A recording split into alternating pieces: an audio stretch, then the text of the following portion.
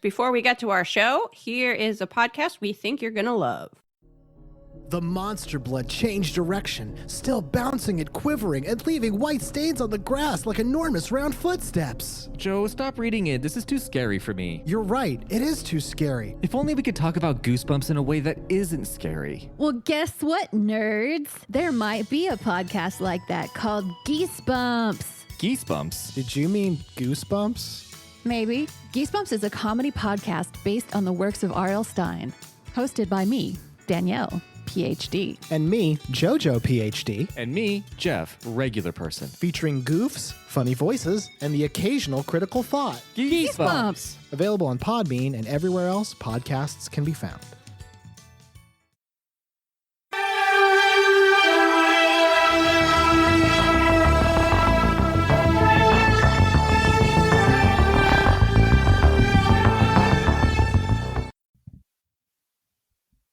Hello, friends and enemies. Perhaps it's you, your favorite unofficial Unsolved Mysteries rewatch podcast. I'm Liz. And I'm Samantha. Okay, we are here for our season 5 finale already. I know. Already. It feels like this has Sorry. been the longest season we've ever done. I think it has probably been the longest season we've ever done. There was 24 episodes. It's kind of a lot for a TV season. Also, we had some breaks in there because the world is wild. Also, when we started this season, we could go outside. So that's how long it's been. And this is that's a bit of a downer. Because usually for our season finale, obviously Samantha and I would be recording together, but also we would have a friend come and it would be a more celebratory thing. Yeah, Either we'd have Rochelle or Cara would polar come. floats. Yeah, we would make it a thing. And now it's just me sitting at my extremely messy dining table by myself. Samantha, off in the distance, That's very sad.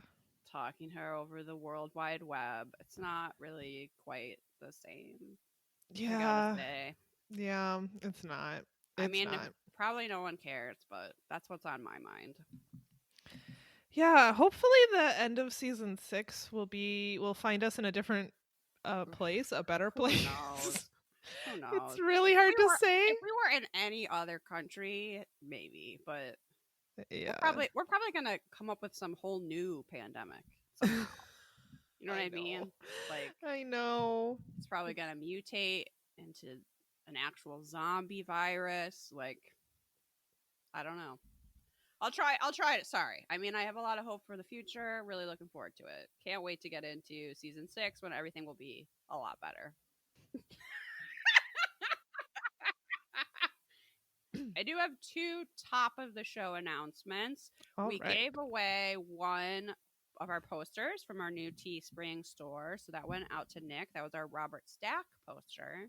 But I thought I would give away the other one, mostly because I'm just so generous.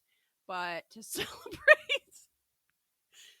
celebrate the end of season 5, I thought we could give away the Cackling Has to Stop poster, which is a beautiful illustration of me and Samantha as birds cackling. It's lovely. It's lovely. actually really great. That made it sound kind of terrible, but it's actually amazing.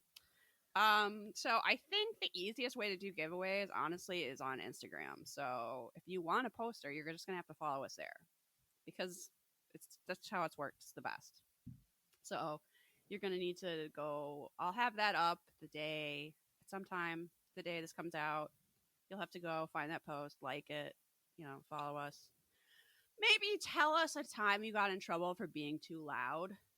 That might be a good. For cackling. I have many. You won't be surprised to know I have many stories of times I've gotten in trouble. It's kind of a thing, but we'll celebrate. We'll celebrate that. And we'll give away one of those posters. And they're so nice. They come on such good paper and everything. I think they're super cute. And it's got the nice lavender background. Very chic. So you'll have to follow us. I also want you to follow the artist, which I'm not sure how to say their Instagram handle. It's Ruzaby. But I'll tag it in the post and you'll have to follow them too because they're awesome. Good idea.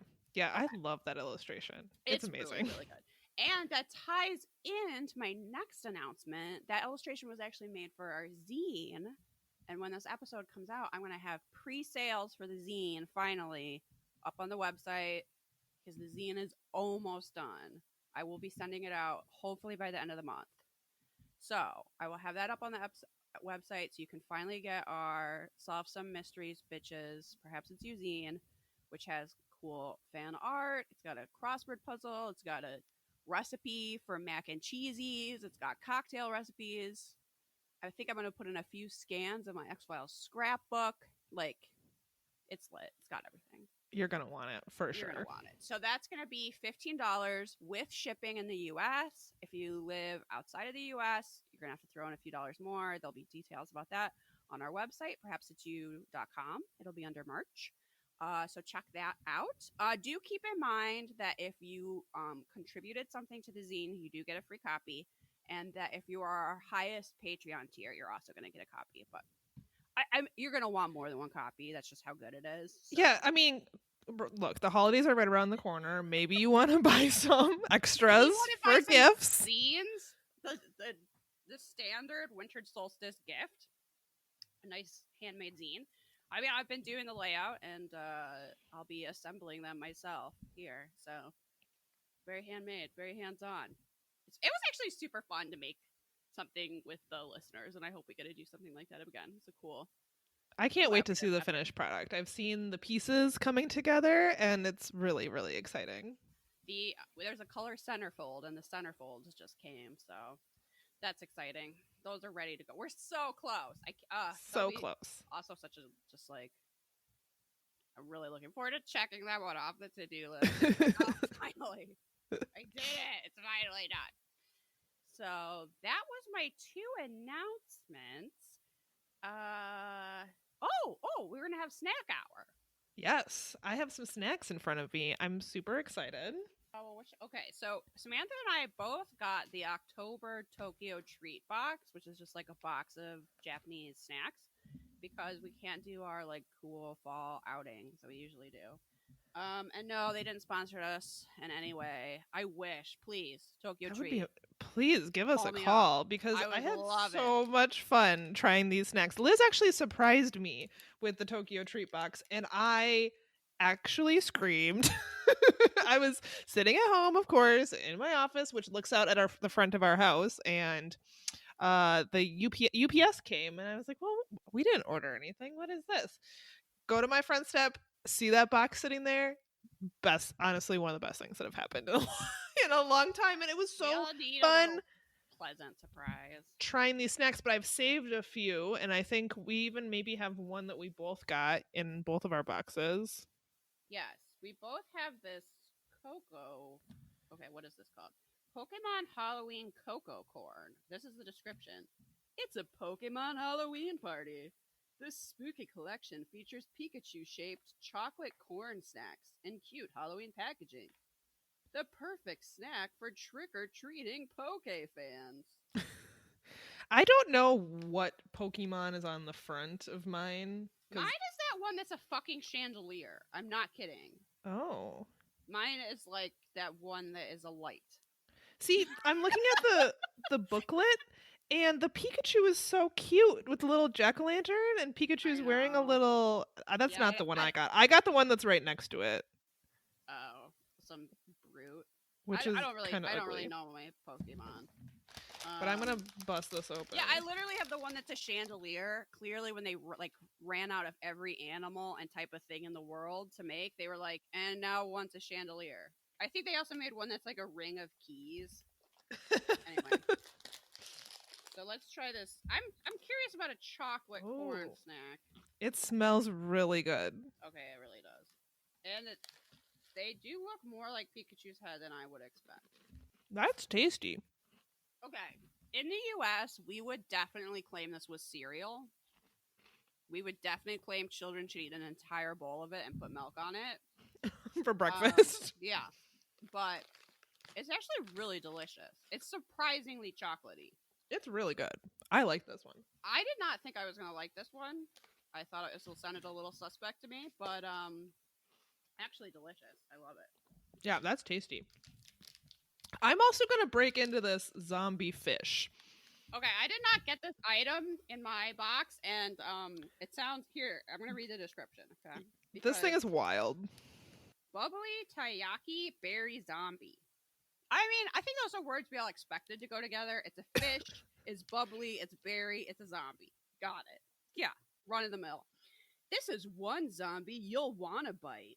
Inside the crunchy green and black Japanese fish-shaped wafer, you'll find fruity berry flavored chocolate. So leave the brains and pick up a tasty taiyaki. Yes, Samantha, quit eating brains. This thing is wild. First of all, it's huge. It's like the size of my hand. It's like a fish wafer. I just opened it and I can smell the fruit. I think the fruit is grape based on the packaging, except that the grape on the packaging has like a little cluster of grapes, but one of the grapes is an eyeball. Because, Halloween. Sure, yeah. And then there's also a little fish that must be a Halloween costume, but it just looks hilarious because it's a fish nurse, but it's like a zombie nurse. So it's got like a red eyeball, and then it's holding a little syringe with blood. Oh, yeah. That makes perfect sense. This thing is wild. Okay, I'm going to take a bite. I think this is going to be messy. Okay, this tastes like those wafer cookies that have like the filling in the middle. Oh, sure. Okay, yeah. I like those.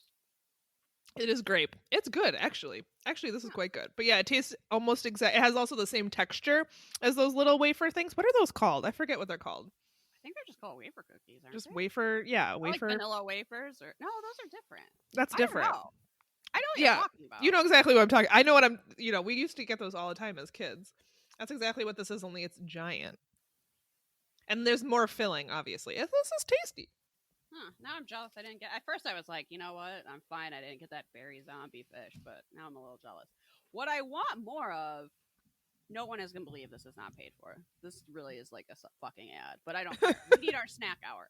I really want more of these sweet potato sticks. Oh my God. We loved those. My husband and I, by far, thought that was the best. I ate them all. He was disappointed that I ate them all. I kind of want to figure out how we can get more. There's not that many. No, there wasn't that many. And they're pretty small. The people that make Pocky. If anybody knows where I can get more of these sweet potato sticks, it's perhapsitsyouPodcast@gmail.com. Okay? I want to know. Yeah, this was actually pretty delightful. I got way more stuff in here than I was expecting to get. I'm happy with it. And you're doing the monthly subscription thing, right? So this will be ongoing. I'm getting a few months, yeah, because I need a little thing to get me through winter. So, and honestly, it's probably cheaper than us going to the pumpkin patch / candy store / apple orchard. So, I'm not too worried about it. Okay. Actually, I'm going to eat one more of these chocolate Pokemons because, man, oh man. Me too. Welcome to our podcast, Mouth Noises. Brought to you by Liz Chewing. Okay. So, as you may be aware, God, I hope this is no one's first episode. If this is your first episode, go listen to our season 1 finale. Because the stories we told in there are terrifying. And we were actually, like, together, having fun. Oh, how it was a great time. It was a great 3 time. years ago. Yeah. But for our season finale, we like to do listener stories. We do have a couple stories to share with you. We might have kind of tapped our listeners dry of stories, but we do have a couple. So I'm going to read the first story, which actually comes from Andrew over at the Fry Gay the 13th podcast. Oh, cool. So everybody go listen to his podcast. This is his story. Longtime listener, first time writing in. I thought I would share my ghost story with you. We lost my dad to suicide when I was 13, but it wasn't the last time we heard from him. First of all, Andrew, sorry to hear about your dad, but also, you really know how to tell a story. I'm hooked. No kidding. The night after my dad's funeral, when we were all asleep, suddenly, out of nowhere, all of the alarm clocks, parentheses, yes, we had these in the 90s. Okay, Andrew, I still use an alarm clock. Okay, so all the alarm clocks went off at the same time. 3:13 a.m. Oh my God. Thinking maybe this was a power outage or flicker, we didn't think much of it until we received the final report on my dad's death. His approximate time of death was assumed to be sometime between 3 and 3:15 a.m. My God. Oh my God. I have chills. I do too. That's really spooky. Okay. My dad was a huge practical joker. Could this have been his last time giving us one more scare? I bet it was. Spookiest thing that ever happened to me. Okay, Andrew, this to me sounds like a fetch, which is when spirits are leaving our realm and they say goodbye. Now, usually that's a vision. Usually, like, I would look out the window and I would see Samantha, and then I would find out she died in a horrible, fiery car wreck. But since your dad wasn't practical joker, it makes sense that he would say goodbye this way, right? Plus, that's just like, if you want to, I don't know, if you want to appear to the whole family too, like, right. How do you say goodbye to everybody? That's a good way to do it. Wow, that's so spooky. And also, you would never set your alarm for 3:13 a.m. Like, that's just never going to come up. Plus, like, you would know if it was a power outage because you would have, like, other issues in the house, right? Like, last time we had, for our season 4 finale, we had a ghost story about someone dying and then all the light bulbs exploding. Yeah. So that also kind of makes me think of that. Okay, Samantha, you have our next tale. Okay, we have not heard these stories before, by the way. Just a little caveat. This is our first time reading them. If you sent in a story and we never got back to you, that's why. And now we're here to be scared. Go ahead. Okay, so my next one is actually 2 stories combined. These come from Megan, and just because I had it like open, I kind of saw the beginning of the first one, and this shit seems wild. So let's jump right in. So again, this is from Megan, and Megan writes, I don't have any supernatural experiences myself, but I figured I'd send you the local legend from where I grew up. Sure, love to hear it. Love to hear local urban legends. Or if you prefer something that happened to me, there's a jury story at the end. So that's the second story. I'm greedy. I want both. Hell yeah. Okay, so Logan, Utah is a small city near the Idaho border. It is in a mountain valley, and one of the ways out is Logan Canyon. There's an old building called St. Anne's Retreat in the canyon that was owned by the Catholic Church for a while. But local legend is that it was used as a nunnery where nuns who were pregnant were sent to bring their babies to term and out of the sight of innocent parishioners. Pregnant nuns? Wow, this is quite the local legend already. This is really setting the tale for something scary. Don't you think that should be like the beginning of a horror movie? Yes, a nunnery in a secluded canyon where nuns Where's American Horror Story Nunnery? I'm waiting. Yeah. This sounds like a really good setup for a horror movie. Okay. So after the babies were born, they were allegedly sent to orphanages and adoption agencies, and I guess then the nuns were allowed to go back home.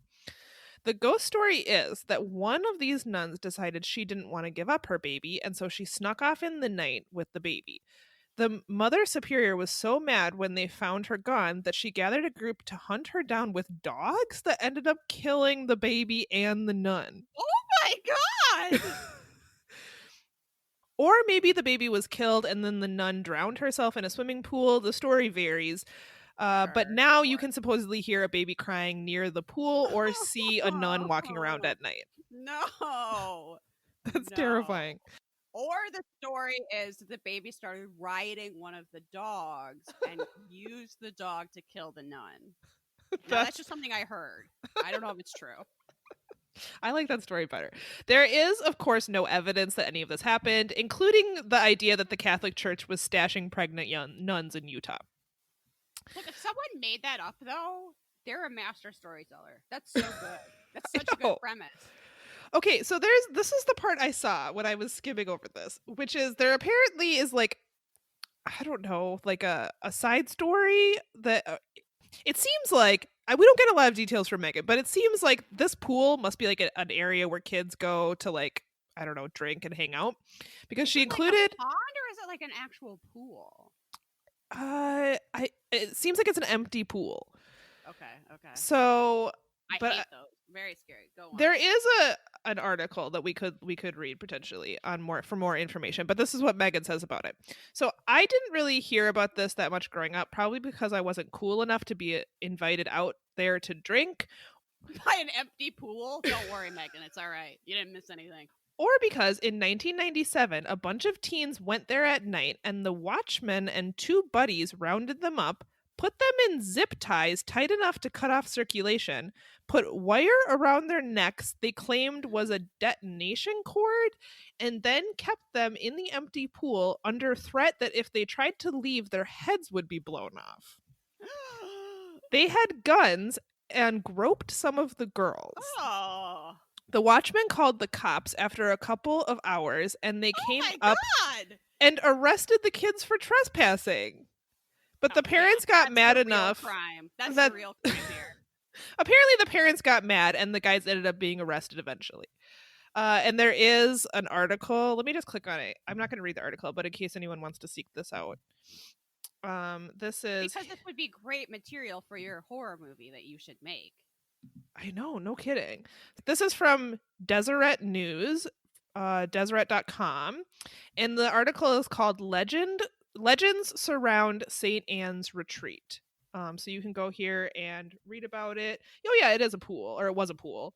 But it looks like kids hung out there, but yeah, anyway. Okay.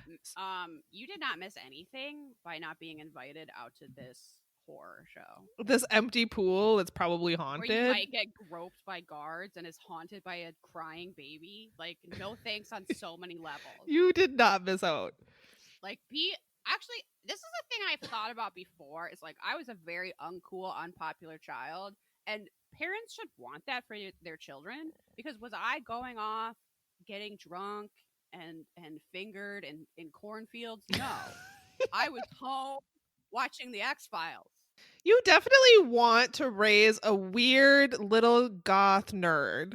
Yeah, exactly. Because you know where that kid is, and they're not tied up by power tripping security guards in the bottom of an empty pool. Yes. That was an amazing story. If anyone has a local legend like that, please send it in. That's wild. I'm fascinated by local urban legends. We didn't really have good ones. Where in the town I grew up, there was a creepy house behind the elementary school that we always said was haunted, but it was just a creepy kind of dilapidated house. It was like not that cool of an urban legend. So I love to hear about people's local weird legends. This one has a lot of depth. It's not just like, so and so is a witch, right. Whatever. Or like that house is haunted without any good details, whatever. This one, it's got some unexpected turns, and it is just genuinely creepy. And I like I don't like this happened, but it's really fascinating that there's like this old creepy urban legend, and then it ends up being this place where kids go to like drink, and then there's this true crime thing that happened. That's like the plot of a horror movie, basically. It really is. It's only it happened in real life, so that's wild to me. I want to hear those stories. If you got a story like that, please write in. Also, I'm demanding a second season of Borrasca, and I feel like there's a lot of material here that would work really well. Oh, so you're right. You're right. Kids partying where they shouldn't be partying because something terrible happened. Yes. Yeah. Okay. Go on. Okay, so this is the second story that Megan wrote in about the time they were on a jury. If you want a story about juries, which yes I do, I was once on a jury for a meth possession case. The defendant's car had been searched after she was pulled over, and they found a scale with white residue and a wallet with an empty baggie. She could prove that she got the scale at a pawn shop, so there was doubt the meth found on it was hers. And she said that the wallet wasn't hers. She gave rides to friends all the time. When we went back to deliberate, they gave us the evidence to look over, and someone opened the wallet and found a completely unrelated person's ID in it. Oh my God. We decided we had plenty of reasonable doubt and found her not guilty. I still don't get how we were the first people to open the wallet and notice the ID. The lesson here is to never let the cops search your car without a warrant, because you don't know what someone has left in your car. Also, don't speak to the cops without an attorney, even if you're innocent. Good reminder. That's wild. To end up on trial for this because you bought a scale. Oh the most God. Innocent. Oh, whatever. Oh my God. See, but this is also a good reminder to don't try to get out of jury duty. You should really go, because what if they hadn't opened that wallet? What if they were like less involved? She might have ended up in prison for no reason. Yeah, that is a really also just good let reminder. People buy meth, but whatever. Exactly. Oh, so frustrating. That's a good story too. Yes. Okay. So I have a story from listener Amelia who says, here's a short but spooky story for you. My childhood home is in the middle of nowhere. This is not an exaggeration. The roads to get there are long, curvy, and lacking shoulders. More often than not, there are very steep drop-offs on at least one side. Okay, oh Amelia, my God. I'm never driving to your childhood home, ever. No thanks. I was driving home from college for either Christmas or Thanksgiving. I don't recall the specifics, but it was cold with a bit of sleet snow. It was fairly late, after 10 p.m. at least. There were a few, if any, cars on the highway. Suddenly, in my headlights, I saw a man on the side of the road. He was heavy set and dressed in unremarkable shorts and shirt, in freezing temperatures in the middle of nowhere. I also didn't see any trace of a car. Being the good but smart young lady I was, I called Highway Patrol and reported it. I assumed he had gotten lost on slick roads. His car was at the bottom of the drop-off, and he was inappropriately dressed. Highway Patrol would sort it out. Yeah, honestly, you don't want to go deal with that strange dude yourself. That sounds dangerous. A few days later, I ended up talking to my friend's parents. I'll call him Bill, who happens to be an EMT and well connected to law enforcement and other emergency services. Out of curiosity, I asked about the man on the highway. And then things got fucking weird. Bill told me that during this particular time of year, Highway Patrol get a call like mine every few hours. What? Ah! I'm scared. I'm scared. Chills. This is terrible. Okay. Oh my God, I got chills also. That's terrifying. They dutifully checked it out, but there was never a man or a car or any sign of either. This has been going on for years. Bill doesn't know any more details than that, but it was enough to leave me spooked. I'm spooked. I literally have chills right now. I hate it. That's so scary. It is very scary. Every few hours? Yes. And wow. Which just means the person answering that phone is like, oh, another one. You know what I mean? Like they're not even surprised anymore. You saw this strange man standing out in the cold on the side of a road that doesn't even have a side. You don't know where his car. Oh my God. And also, how do the cops have anything else to do on these nights?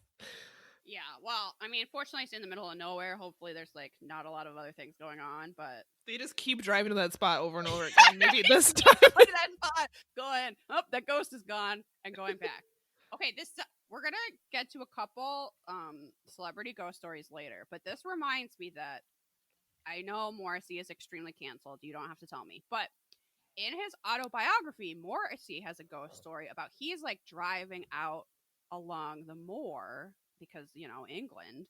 Mm-hmm. And he sees in the middle of nowhere this guy in the cold, this guy by the side of the road who I think is not wearing pants or something. Oh. And he goes and reports it and they're like, no, there's nobody, there's no car, there's no nothing, right? And it's very spooky. But then, so that book came out and then maybe, I don't know, later that year, I went to Manchester and I took the Smiths tour that you go to all these places from the songs and whatever.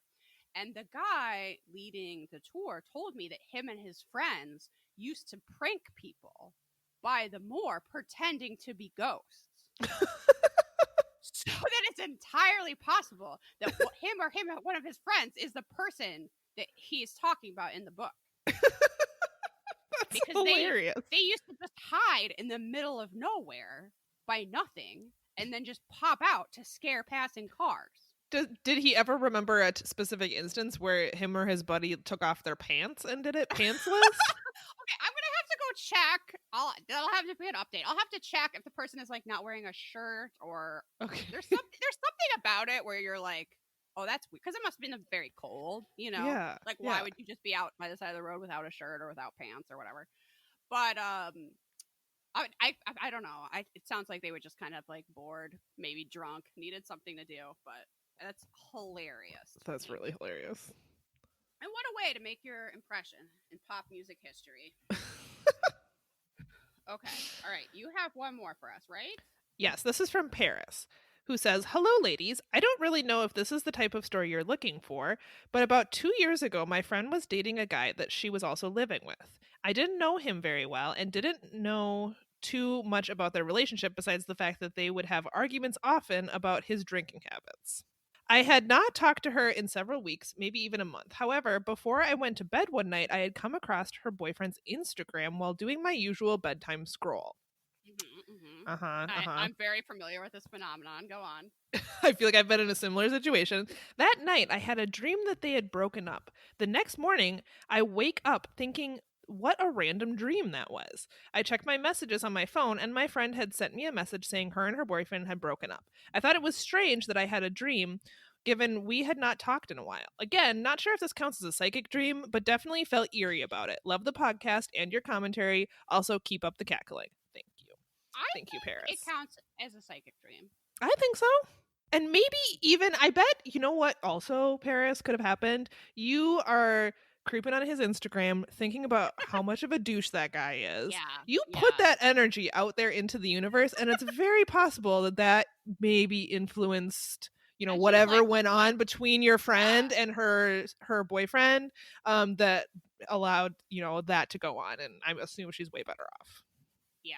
I mean, how could she not be, really? I think it's for the best, and I think it counts as a psychic dream. I think so. Because, maybe you put some energy out there, or you were just like, this is not going to last. And your brain was like, not only is it not going to last, they literally are breaking up right now. They're literally breaking up as you're asleep. Fascinating. Okay, actually, I have a psychic dream one, too. Oh, I'm so excited we got psychic dream stories. I know, they're so good. Okay, so this is from listener Francesca. And she says, thanks for making quarantine bearable, coupled with hours of Animal Crossing. I mean, you're welcome. Hell yeah. Which she plays while listening to the episodes. That amazing.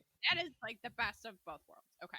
You asked for psychic dreams, and while I haven't had any of note, other than some severe deja vu on the regular, my very Italian, very superstitious grandma had a few, one of which involves yours truly. I wish I had a very Italian, very superstitious grandma. Me too. Okay. It was the early 90s, and my family lived in a house across the street from the park in the suburbs of Chicago. That's weird. Were you my neighbor? Okay. Because of its location, we were constantly getting field mice okay, well, I didn't live across the street from a park, but you know what I mean. Okay. Sorry. Because of its location, we were constantly getting field mice in the house. My mom regularly hid mouse poison behind the couch. Okay. Very child safe. And other large pieces of furniture. Totally convinced she would put them out of my reach. Surprise! I was a crafty little monster and somehow wiggled my pudgy baby arm back behind the couch and got a hold of the poison. Oh, God. I mean, the thing is, babies are crafty because they learn stuff so quick. It's like one day they can't do something, and then the next day they absolutely can. And one of those things is grab poison. Okay. So before I could eat, smell, or whatever I was going to do with it, though, my mom found me and understandably freaked out. She had no idea if I had ingested any, so she washed my hands and brought me to the emergency room. They made me drink something that made me puke and figured out I hadn't eaten it and was just curious. So I was sent home either that night or the next morning. Meanwhile, across the country, my grandmother had a dream that her doorbell rang, and when she opened it, her dead sister Esther was standing there holding my hand. My grandma, knowing her sister was, dead, yelled, "Esther, what are you doing with Francesca?" Esther gave my grandma my hand and said, "I'm bringing her back to you." Oh, my goodness. My grandma wakes up, obviously pretty shaken, calls my mom later that morning to ask how everyone is, and specifically if I was okay. My mom, not wanting to worry my grandma, tells her everything's fine. My grandma tries to brush it off, but obviously doesn't forget it. Months later, we were visiting my grandparents, and I'm sitting on my grandma's bed. She asks what my sister and I want to chat about, and I say proudly, "Let's talk about the time I ate mouse poison." Obviously, you were a cool child. My grandmother freaks out, rightly so, and when she talks to my mom about it, my mom says, "Yeah, remember that morning you called asking how she was? It was the night before." My grandmother has had many dreams similar to this one, but only one that involved me directly. She's a very religious woman, and part of me feels like that's why she has the gift, because she's more open to things we can't explain. Okay. I like that theory. And then she goes on to say how amazing we are. Y'all are great. A friend recommended to me right as quarantine started, and I have greatly enjoyed going through the backlog while keeping up with new ones. Well, welcome to the 5, Francesca. Yeah. I hope you've joined our Animal Crossing Facebook group and very important. hang out with us on our islands. She also says, P.S. I have definitely been talked to at work because someone complained about my loud cackling, so keep that shit up.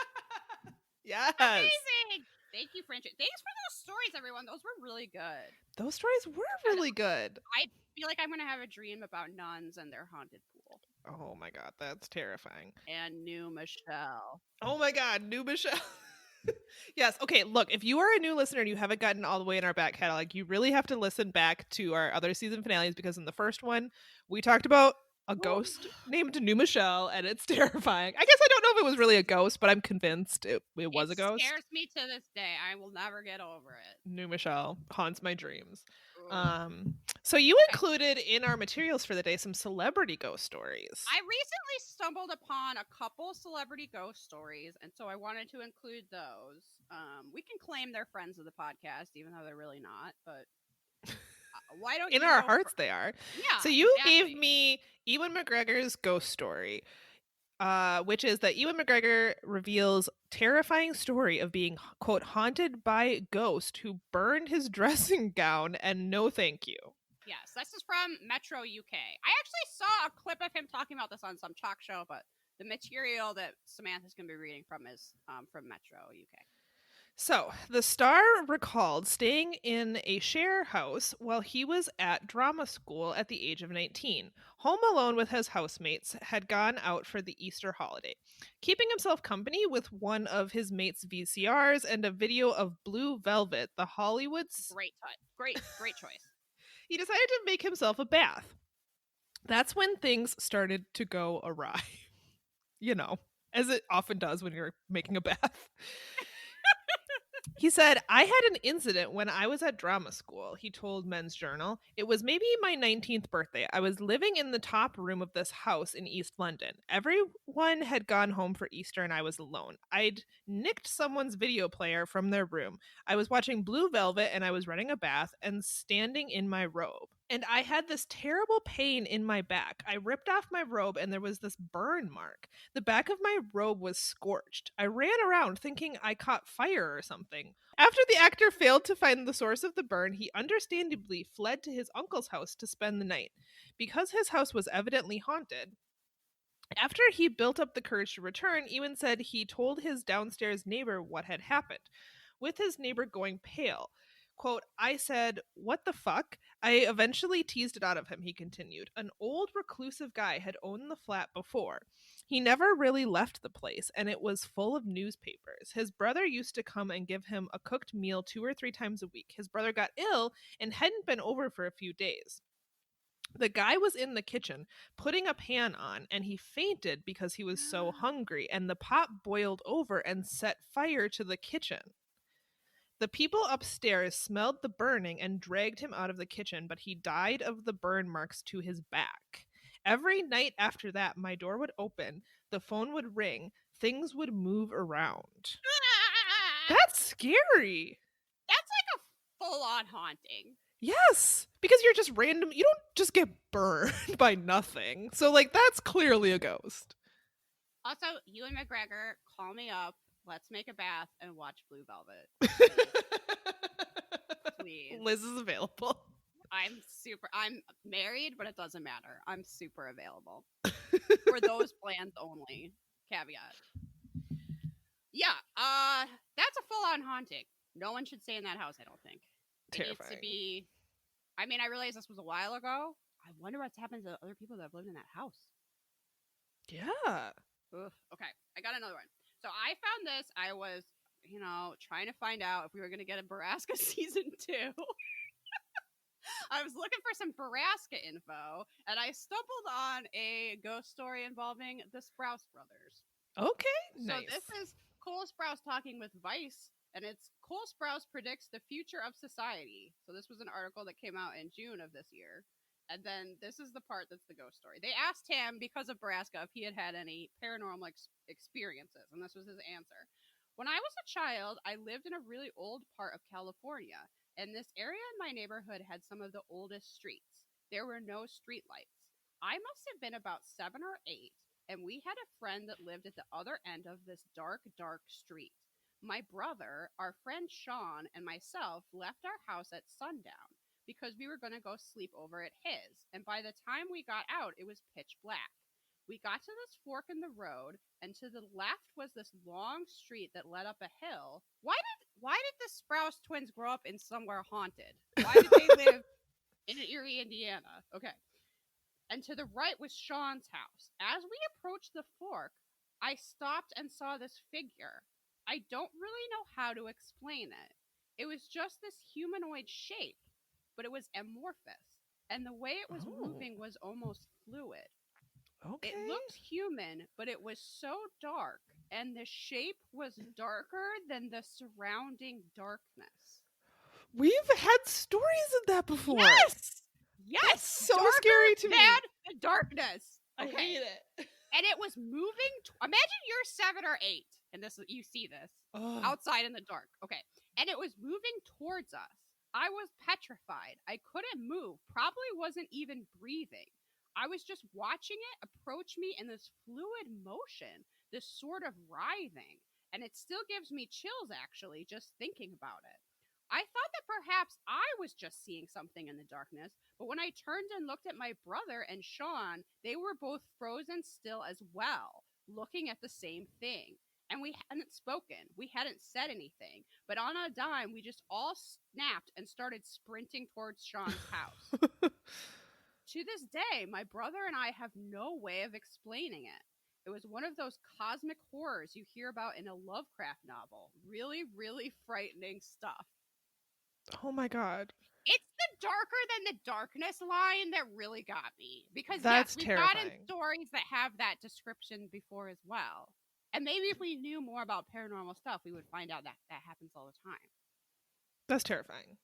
Yeah. That's so scary. I'm assuming they're all scarred for life. Okay. So we did ask if the listeners in our Facebook group had any questions for us. And we did get some questions. So let's answer those. So our first question is from Nora. Nora asks if you could have dinner with a celeb, and then she says, other than B.D. Wong, who and why? First of all, I wasn't aware there were celebs other than B.D. Wong. Nora knows what we were going to answer, which is just B.D. Wong. So like, she wants. I don't want to hear about B.D. Wong. Fine, Nora. No, you have to admit that would be a great dinner. Yeah, it absolutely would. I have to say, Samantha, before you answer, I feel like dinner with Gordon Ramsay might actually be better. What? I love that you knew I was going to say Gordon Ramsay. See, because I was. But I feel like you would be very nervous if the food wasn't made well enough. Okay, but see, I was operating under the assumption that Gordon Ramsay, we're either eating in his restaurant or he's cooking. Okay, you're right. Okay. We're not going to TGI Fridays. What if you did? Actually, that might be my pick. That's not what I was going to say, but I want to go to like fucking Wendy's with Gordon Ramsay. Have him just shit on the nasty burger you get? Yeah. Well, I'm like enjoying my junior bacon cheeseburger, my standard order, dipping my fries into my Frosty. And Gordon Ramsay is just fucking appalled and hates me so much. My answer is really not a surprise either. I think I have to pick John Waters. Okay. I just respect him so much. I feel like it would be such a fun conversation. That's what I was really thinking about. Like, who would be the most fun to like talk? See, that's a better answer than mine because me and Gordon Ramsay have nothing in common other than you think he's hot. Yeah. So we would have nothing to talk about. I mean, I think he likes that kind of attention. I think it sort of like gives him power. It like energizes him. So I don't know that he would be opposed to you just sort of like giggling and politely fawning over. I also sort of wanted to answer singer Orville Peck, but then I was like, he wears that mask all the time. I don't know if I can go out to eat with him with like fringe that covers his mouth. So I don't know that I can go out to eat with him. And also the question isn't who do you want to spit in your mouth? Because because my answer to that is Orville Peck. But that wasn't, for some reason, that wasn't. No one asked that question. That's weird. Okay, the next question is from listener Heather, who says that her question is actually BD Wong related. Thank you, Heather. This is hilarious. Because these both came in right after each other. So that's amazing. This is also an Unsolved Mysteries / BD Wong fan appreciation podcast. She wanted to know if we each had a favorite BD Wong performance. Absolutely. But mine is going to be obvious, which is SVU and Jurassic Park. Okay, sure. I'm going to go with Mr. Robot. Did you see that show? I didn't. No. He's great. You should watch it just for that. He's great in it. I really probably should. It's a good show. And he gets, I feel like what I hope is that BD Wong's best performance is ahead of him. Because I feel like he always gets, and this is true with a lot of Asian American actors, small parts, right? Yeah. He's always supporting actor. It's always like this pretty small role. So I'm hoping his best performance is ahead of him. Though I've never seen the show Oz, but I have seen the clip of BD Wong singing the Tori Amos song Leather, and that's actually my favorite performance. Just that clip of him singing that song. Nice. Okay. Shauna wants to know if we have ever been recognized in public by one of the five. Shauna, we haven't. You think this is a much bigger podcast than it is. We've not, but we did have a few people recognize us at the Chicago True Crime Podcast Festival. That's true. Which was more than I was expecting. Like, yes, we were at a booth that had our name on it, but there was a few people that actually listened to the podcast that came and saw us. Even before that, just when we were checking in, people were like, "Oh my God, you're from Perhaps a Few." That happened like one time though. We did meet some of our listeners, and that was very cool. I've met a couple of the five at Zine Fest here in the Twin Cities. That was nice. But it's not like we're walking down the street and people are like, no. Solve some mysteries, bitch. People aren't like yelling that at us. Imagine if they were. That, honestly, being famous seems terrible because I'm just an introvert and I want to be left alone. And I just think I would hate that. But so maybe I shouldn't. Oh, guess what? Not making the podcast anymore. We're done. Okay. Favorite segment of the. This is also from Shauna. Favorite segment of the past 5 seasons. So I know we've probably answered this in a past Q&A, and so I may just sound like a broken record, but really nothing can ever live up to the Magic Rock. Do you think? Oh no. Okay, I feel like it goes for me. Magic Rock, Kurt McFall, Nudist Camp. I almost might say Mysterious Rain. Oh yeah. Which was in this season, so yes, and also new edition Clown Alley. Clown Alley. We did add those two. The twist of your long lost dad having run off to join the circus, it will never not be amazing to me. So that's a standout segment. Yeah. The Jesus statue that blinked, I feel like the statue that blinked. At least us talking about it. Well, I know. Yeah, that's what I was going to say. While I don't know that the segment is my favorite, talking about that is hilarious. I'm pretty sure, is that segment in the same episode as the nudist colony? Maybe. Or did we just independently make people watch that one at the same time we made them watch? I think that might be true. But because I have a memory of us forcing our friends to watch both of those segments, and it was a great time. I mean, for us. I don't know about for them, but I enjoyed it. I really don't care if they had a great time. It's what led to us making this podcast, and now so many, at least 5 people, have had a great time. And that's what really matters. Okay. Okay, do you have a least favorite segment? I mean, Alcatraz. Oh God, yeah. All treasure. Anything with like a kid dying, honestly. That's just too sad. Anything with the Wild Wild West, I'm not a big fan of those. Yeah, those are just dude segments. I can't handle it. Yeah, stuff about the war, obviously. And by the war, I mean like any war. Yes, basically. Yeah, I mean that's pretty general, but and some of them are just really sad. But wrongful convictions, Robert Stack touching those fucking glasses, those are some of the things that stand out. I feel like I kind of try to repress the least favorite ones. I do too. I mean, I can tell you just in general the genre of segment I don't particularly care for, but I mean, it really is Alcatraz. Also, not a fan of yeah, God, so many of the treasures. Ugh. Okay, is there one that has stuck with you the most that you think about a lot? Matthew Chase. Yeah. I feel like stucks with me. The orange sock one. Yeah. That one sticks with me. And the one with the woman in the swamp. What was... The Audrey Hote. Yes, that one sticks with me too. Just because they're so chilling and so depressing. Yeah. Those ones are grim. But also, they're a good mystery in that sort of, way. If it was fiction, like, you would be, like, very engaged in that story, but unfortunately it's real, so it's just sad and depressing. Okay. Yep. Listener Sarah, I'm not sure I have an answer to this. Listener Sarah wants to know our top 5 unsolved mysteries creeps that we hope fall in a well. Which is a great question. This is a great question. I want to say, like... sure I have an answer to that. Okay, I want to say, well, there's probably too many to count, right? There's so many.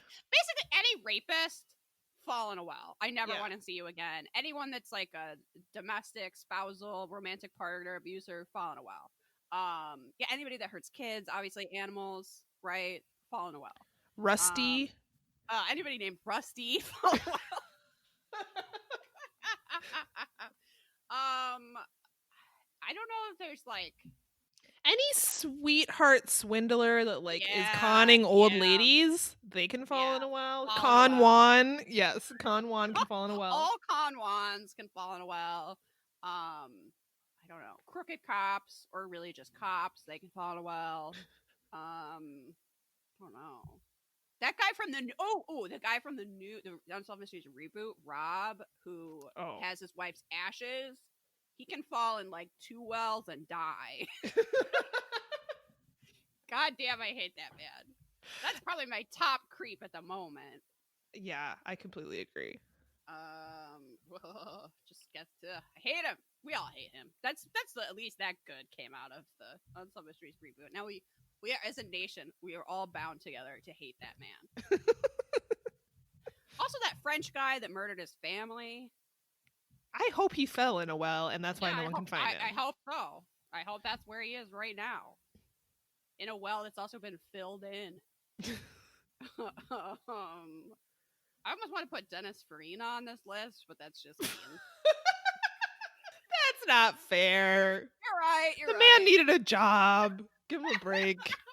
I think he did used to be a cop, though, in my defense. Oh. All right. Well, I reconsider. Okay. Do you have any favorite unsolved true crime stories that are not featured on Unsolved Mysteries? I'm trying to think of like a specific one, and I'm not sure because I'm not really, despite having an Unsolved Mysteries podcast, like a connoisseur of unsolved mysteries that I could like pull from my like card catalog in my mind. I have to say, most of my true crime knowledge comes very specifically from forensic files, and those are actually solved mysteries. Right. And that's part of the problem is I don't actually really enjoy unsolved mysteries that much because they're unsolved, which is frustrating in the end. I mean, I guess mysterious mysteries. I almost want to say Jean Bonnet, but you know what? That's fucking solved too, and we all know it. We kind of do. I think I said this the last time this question was asked on a Q&A, and that is I'm really fascinated by ocean mysteries, particularly weird sounds from the ocean, which I realize are just like underwater earthquakes or like ice moving or something, but like the bloop, something we don't really know. Yeah, it's just so mysterious, like what's down there, because we haven't explored hardly any of the ocean. So it's one of those things like I don't really believe in Bigfoot because I have a hard time believing that there could be a giant ape walking around on land. Tons of shit in the ocean we don't know about. But there could be some stuff down there that we continue to keep finding things and big things in the ocean that we never knew existed before. So the idea of like what's down there is fascinating to me. But I don't know that like a specific like true crime mystery. Nothing really comes to mind. But I feel like a lot of things people point to from like Ancient Aliens and stuff like that stuff is actually not mysterious. No. So like the pyramids or what, like that's not mysterious. But I think your ocean thing that's actually a really good answer because there's so much we don't know. I know. And maybe like after death stuff. Just yeah. Is that a mystery? Just death. You're getting really philosophical. I'll pick that as mine. Yeah. Okay. So Elise also wanted to know if you could pick any unsolved mystery to solve, which would it be? This is gonna be, I don't know, a cop out because I feel like at this point where I am in my Unsolved Mysteries journey, it's just all of the new reboot mysteries. Yeah. Well, those people are families that like maybe more immediately need justice, or like at least more immediately on our mind. So what is that Albert Brooks case? It would be great if they could solve that. The Alfonso Brooks case? Yeah. I would love to solve that one. I feel like, you know, when it comes to the question of the mysteries you think about, it's those ones. Like those are the ones, and I think it's just because like the storytelling is better, they're longer, we got more detail. Yeah. You saw more from the family and you feel bad for them and you want them to have some answers. We already brought up the Audrey, I forget if it's Hote or Moat case, but that's the one that's in Louisiana by the swamp. She was having an affair. That case is very mysterious, and I would like to see some answers to that. Seems unlikely since it's been a long time. Mm-hmm. I think I previously have answered this question, Matthew Chase, and it seems like that mystery has actually been solved. But but it's just sad. Okay, question from Patrick. Rather be abducted by aliens or locked in a definitely haunted house for a night? Oh my goodness. I'm gonna say abducted by aliens. Just because I feel like you're not gonna remember most of it versus an entire night in a haunted house sounds like... I like that yours is more about time efficiency. You're like, okay, we're talking about being abducted by aliens. What? That could be 5 minutes versus a whole night in a house. I don't have time for that. Yeah, 5 minutes of terror versus like, I don't know what, at least 8 to 10 hours of terror. No thanks. I'm definitely picking haunted house for the ambiance. Okay. For the selfies, for the chance to light a ton of candles. Who's there with you? Is this like a Zach Bagans crew, or is this like you're by yourself? Are you alone in this haunted house? It's not clear. Maybe you're there with me. Maybe I drag you. Okay. After you've been abducted by aliens, man.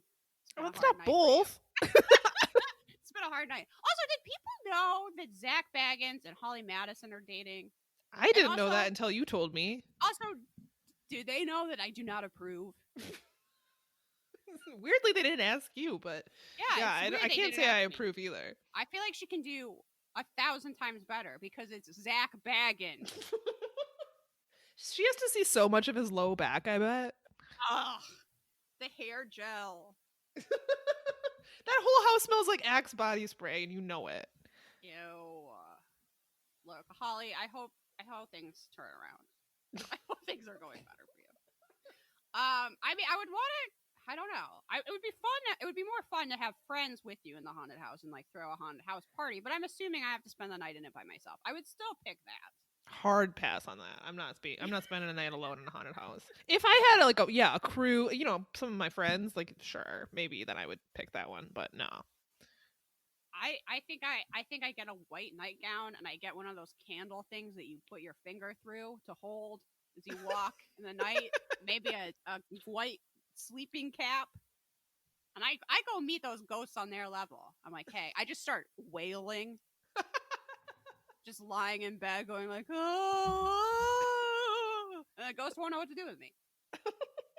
I'll haunt them. I'll haunt their asses. That answers the question. Okay. So now we're on to Jody, who asks, if you could go back in time and ask Robert Stack any question, what would it be? Are you asking him about that threesome? I feel like that's kind of rude, honestly. As much as we talk about it, it's really none of my business. So I think I would ask him about the trench coats. Where are they now? How many were there? Were they by Burberry? How do I get one? He might not know the answer to any of those questions, but that's what I want to know. That would be amazing if you brought back a souvenir from the past and it was one of Robert Stack's trench coats. Yes. And I feel like he probably got his stuff monogrammed. So I'd be like, hey, Samantha, look. And I like reveal the RS embroidered on the coat. Because he just seems like a sort of classy person that would pay the extra for that, you know? Yeah. Yeah, I don't know what I honestly, I don't know what I would time, and I found out Robert Stack's favorite. The thing is, we know like nothing about Robert Stack also. So, but really I kind of want it to be that way. Like we've talked about this before. We don't really want a lot of details about Robert Stack's life because to us, he's like this mythic creature who came out of the womb wearing a trench coat. I don't need to know what he was doing on the yachts every weekend. Whatever. I don't want to get like bogged down in like his politics or like, you know. No, because we know it's probably not good. So I don't want that information. So it's probably. So I was gonna say almost any question I asked him, I would not know the answer. Like, hey, Robert Stack, what's your middle name? But again, I could just Google that if I wanted to. I am kind of curious though about like how he makes a cocktail because I bet it's real good. Oh, you're right. And I would like to know if he has any gold-plated yachts. Or if that's just a thing I made up, which it definitely is. I mean, if he wants to tell me about the threesomes, I'm listening, but I just feel like I'm guessing he's not going to volunteer that information, but maybe. Can I say that's who I want to go to dinner with? A drunk, loose-lipped Robert Stack? Sure, you can say whatever you want. A Robert Stack that's very ready to tell me about having a threesome with Elizabeth Taylor and JFK. Wow. Pretty remarkable. What a hero. When is Robert's... Okay, I have a question for the U.S. Postal Service, and that's when is Robert Stack going to be on a stamp? Yeah. I demand it. I demand. I want a spooky glow. I want a trench coat. I want him gazing off into the like horizon. That would be perfect for our postcards that we send out. Yeah, it would be very convenient for us, an Unsolved Mysteries podcast. So, U.S. Postal Service, get it together. Think about that. Okay, we have one more question, which is from friend of the pod, Rochelle, who very politely asks, do you have any goals for season 6? You know, I honestly haven't spent a lot of time with I kind of never thought season 5 would end. It sort of felt like that. I'm surprised we have even gotten here. Okay. Do we know about any mysteries coming up? Like this season we had the Matthew McConaughey one. Like is there anything good that we know that's coming up? No idea. We get to Mothman eventually. I don't think that's season 6. I think that's a ways down the road. The Resurrection Mary ghost story that takes place in Chicago, but I don't know what season that's in. I would love it if we could record in person again. I don't know if that counts as a goal. That's my dream for season 6. Yeah, that would be super nice. My new computer will be here by the time we start season 6, so maybe recording will be a little smoother. That would be nice. That's all I got, Rochelle. I don't know. I mean, I hope we solve a mystery. No, I don't even. That's not even really a goal. So we will be taking some time off. We're not exactly sure how much. We're going to kind of play it by ear. But I'm thinking, I guess my hope for season 6 is that the world is in a better place.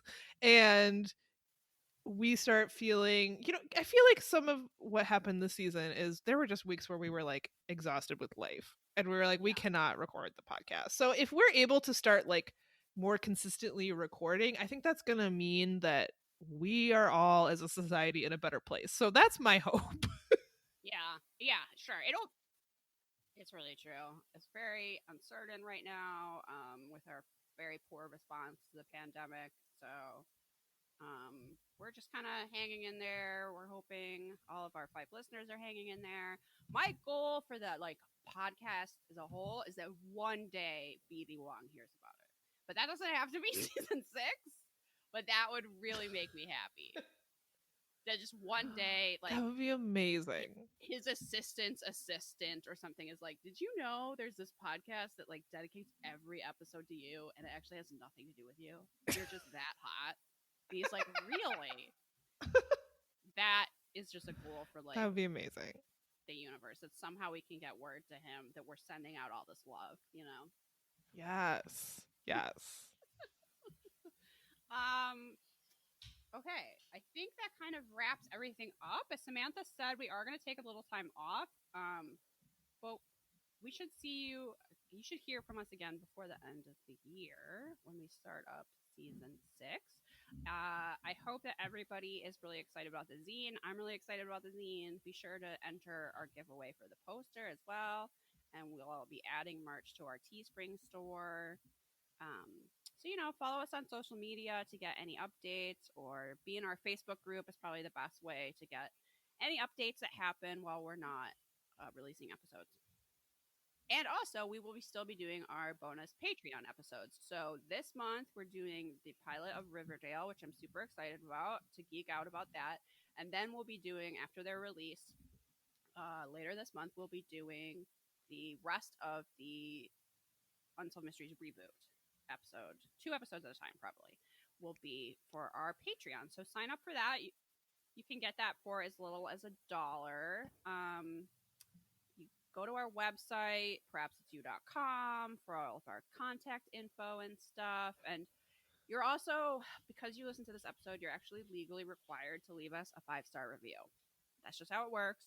So go leave us a review on Apple Podcasts or Podcast Addict or however you're able to leave reviews, but it has to be 5 stars.